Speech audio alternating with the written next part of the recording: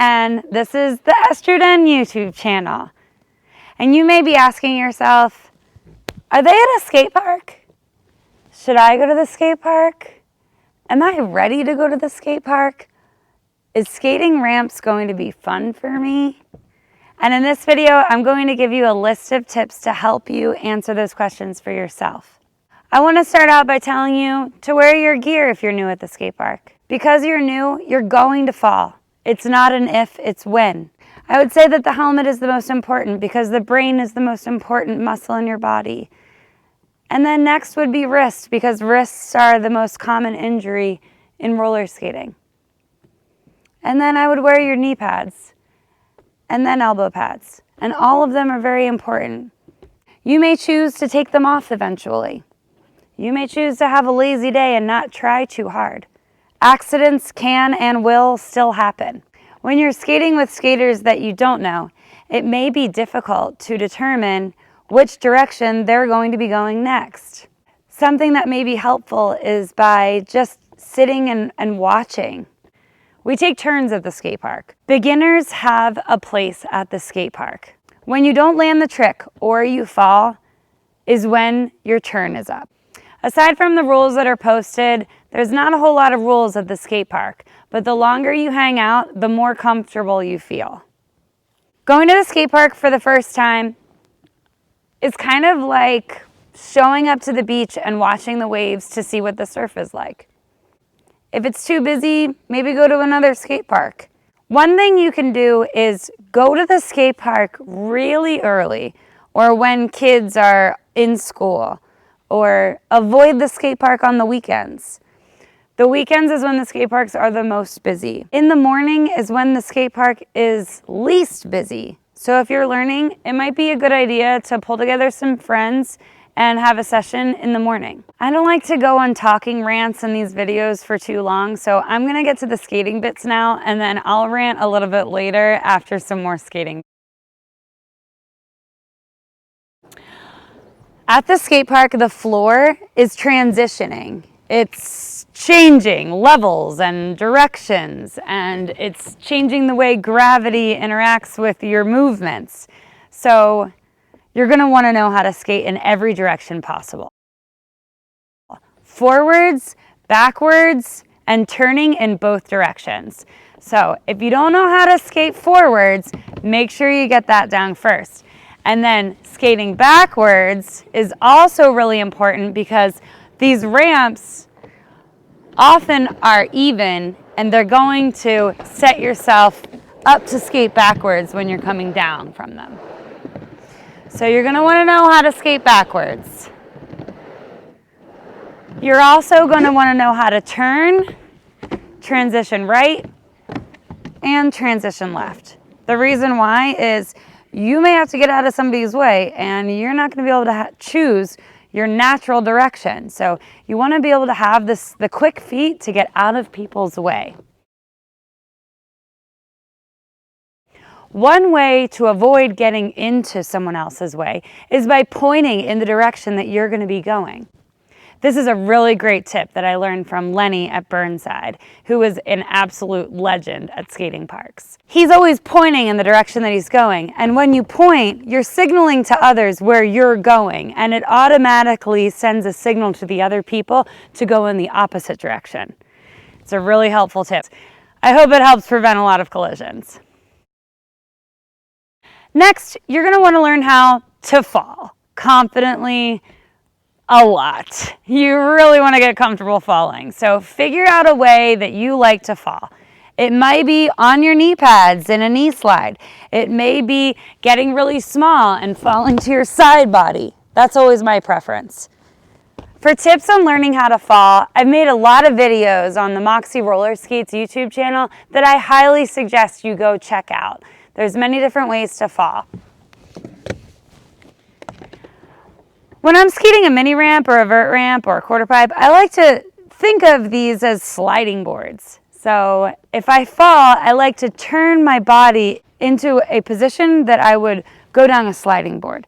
So if I fall, I slide down. Should I do that again?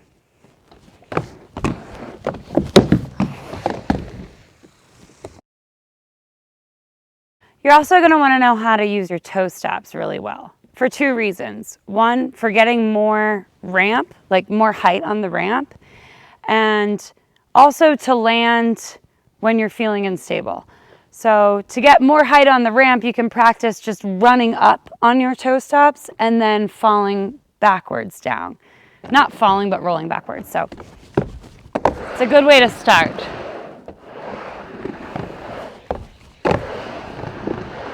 And then when you're feeling unstable, you can land on your toe stops. Did you see that? The way you generate speed in skate ramps is by pumping. There's a specific place that you want to pump, and there's a way to pump. And I'm going to turn the camera on Miguel right now, because Miguel has a really excellent tip, and it would just be stealing if it didn't come from him. Miguel, do you mind? Just the pumping, like the... Hi. Hi. Pumping, right? You're supposed to be pumping here. And when you go down, you pump again. And when you go up the ramp, you pump again. So it's like a rhythm, right? But to play the rhythm, you gotta know the note. So the note is basically this, right? But it's just not, it's like a squat, right? But there's a different action on it. Because in this, the goal of it is like to actually make the skates accelerate. So if you just squat right now, if you only squat, squat, you don't move, right? But if you squat and just with your knees, you made like a push on your wheels, that's basically pumping. So you see how she moves? Bend and push, like bend and push. There it is. You see that motion? That is generating speed. So basically that motion is basically what you're gonna do here. It's gonna be even easier. But like every time you are right here, from right here to right here, it's kind of like your spot to when you go up, like boom. Every time you turn, if you want to keep the momentum going, you want to land a little bit squatted, because your whole transition, you want to pump when it goes down. Boom, that's another explosion to set you up for the next wall, whatever it is. It's basically rhythm, right? It makes sense? It's a rhythm. It's like dancing. It makes sense? Are we going to dance? The pump dance. Get out of here. Keep going.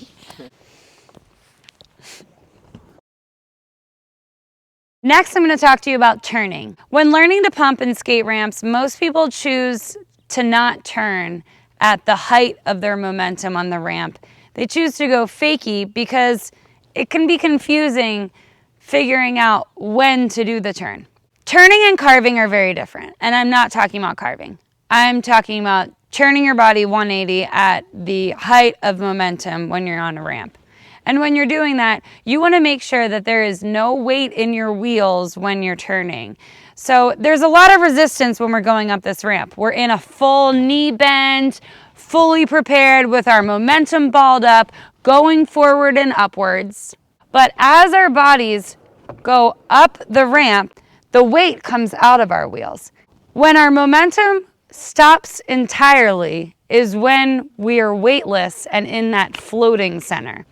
We used to call that the 0G spot because there's no gravity and you're not going up and you're not coming down yet. There's no momentum generating forward and there's no momentum pulling you back down.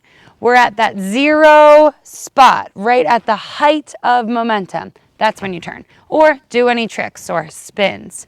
You want to wait for the full momentum to run its course and out of your wheels before you turn.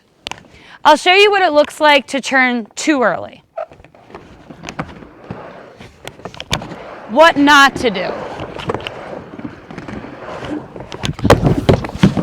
Don't do that. When people turn too early, they're going fast in their wheels and it's a jerking motion. It's really difficult to turn too late, but a proper turn looks like this. You wait till you almost stop. Wait, turn. Wait till you're weightless, then turn. When you're turning, you also want to make sure that your head and shoulders are turning first. So you get the momentum out of your wheels, and as soon as you do, you jerk your head and shoulders first, and your knees and skates will follow. You can also practice just by making circles in the bottom of the flat and feeling it out.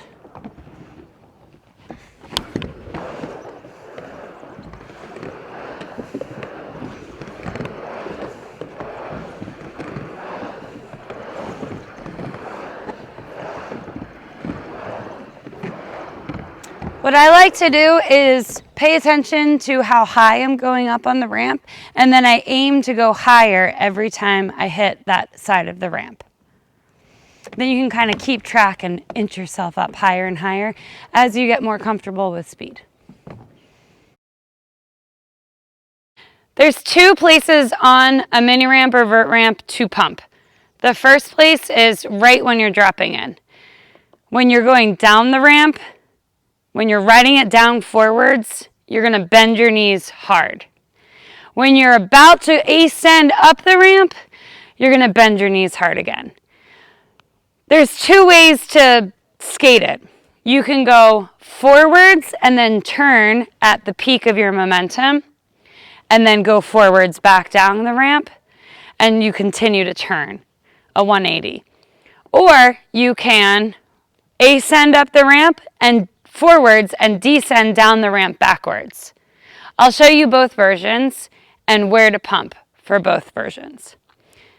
First version, we're going to turn at the peak of our momentum. So I'm going to ride up this ramp and turn. I'm going to bend my knees here just before and down. Here and down. Here and at the drop. Here and down. On the way up I bend, on the way down I bend. So there's no real active pumping on the flat bottom or when you're in the air. It's when you're going down a ramp, you bend your knees, and just as you're about to go up, you bend your knees. So right here, you bend, and right here you bend. The second version, we're going to ascend up the ramp forwards and descend backwards. Just before we start to ascend up the ramp, we're going to bend our knees dramatically. And then when we come back down into the ramp, we're going to bend our knees again. Bend, bend, bend, bend, bend, bend, woo! Bend, bend, bend. Pumping is the best way to generate speed while on a ramp. You don't even need to take any strides if you know how to pump. Lastly, on my physical skating checklist is getting out of the ramp. You don't want to get into a bowl that you're not sure whether you can climb out of. When you're first learning to get out of a ramp, you're probably not as familiar with the coping as a seasoned skater is. And the coping can seem really intimidating because it's a metal bar up there. And if you fall on that bar, you could really take it in the shins, and shinners don't feel good. So I completely relate to the fear of coping that many beginners have. To avoid fear of coping, you're going to really want to get familiar with the coping. And the way that I familiarized myself with it first was by using my upper body strength to get out of the ramps. So I would roll as close as I could to the coping, and then I would get my hips as close to the coping, and then I would use my arms and my leg to climb out of the bowl or the ramp.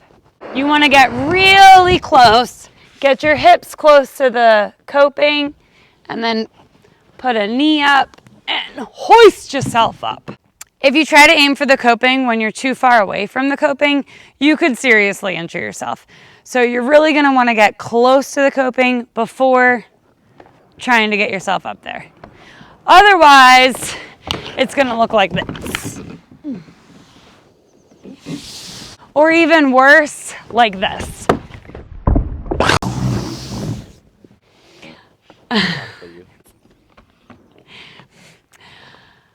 And that concludes my physical checklist that hopefully will give you confidence getting yourself to the skate park.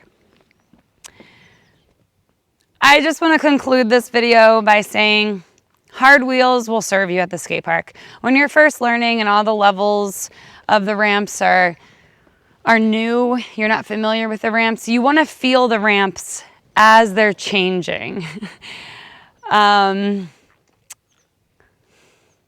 So hard to find the right words for this. As your wheels are rolling across ground that is changing elevation and changing your gravity, you want ultimate sensitivity. This is not an advertisement for my wheels, but I would recommend the ESTRO Pole Bombers from Rollerbones for ramps. They give you the ultimate sensitivity when it comes to skating concrete or wooden ramps. Wear hard wheels. When you go to the skate park, do not wear your gummy Moxie wheels. They're not made for the skate park. Hard wheels are made for the skate park, and we strongly suggest that you use harder wheels of a 92A or above. Before you leave your house for the skate park, make sure that you have all of your gear and your skates. Check in with yourself. How are you feeling today? Are you ready to take risks? Are you feeling confident in yourself? Because once you get to the skate park, other people may be there, and for me, other people change my vibe. When other people are at the skate park, your confidence may change. What I like to do is bring someone with me to the skate park. It's always more fun for me to skate with others than it is by myself. But I also enjoy skating by myself. If you choose to go to the skate park by yourself, make sure you're not the only one at the skate park. Please, if you get injured, there's not going to be anyone to help you. So don't skate at the skate park alone. That concludes my tips video for beginners considering skating at the skate park. The next video I intend to make is dropping in and getting out of a ramp. Those skills I would consider to be more intermediate skills. The skills that were in this video are all I would say you would really need to know to survive at the skate park. But you may find that you really want to know how to drop in, so I'll make that video next. I hope you enjoyed this video. More importantly, I hope it keeps you safer and more confident at the skate park. Thank you very much for watching. Please remember to comment and ask questions because I love answering them. Please like this video if you liked it. It's really encouraging when you do. And please subscribe to this channel so you don't miss out on those next videos that are coming out, and hit the notification bell so that you don't miss them. Thank you very much for watching. I love making this channel, and I love connecting with you skaters on YouTube. Have a nice day.